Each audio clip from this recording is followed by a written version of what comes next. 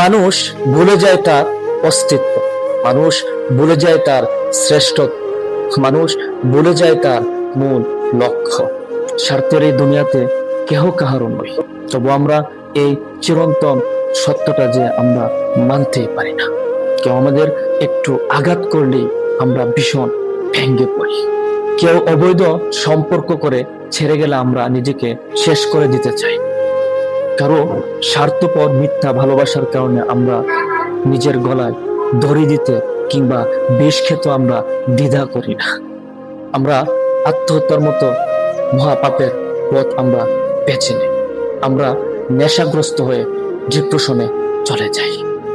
কিন্তু আমরা কি একবারও ভাবি 10 মাস 10 দিন গর্ভে ধারণ করা সেই জনম দুঃখিনী মায়ের কথা? 25 বছর রক্ত পানি করে ঘাম জড়ানো সেই পিতার কথা? কিংবা আমাদের সৃষ্টিকর্তা মহান আল্লাহ তাআলার কথা? না, আমরা তা কখনো ভাবি না।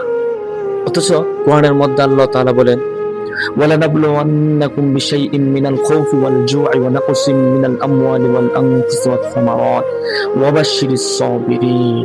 আমি অবশ্যই তোমাদের পরীক্ষা করব ভয়, ক্ষুধা, সম্পদ, প্রাণ, ফল ফসলের ক্ষতির মাধ্যমে।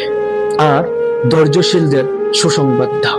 আরেক আয়াতে আল্লাহ তাআলা বলেন, ইয়া আইয়ুহাল্লাযীনা আমানু ইসতাঈনু বিস-সাবরি ওয়াস-সালাহ ইন্নাল্লাহা মা'আস সাবিরিন।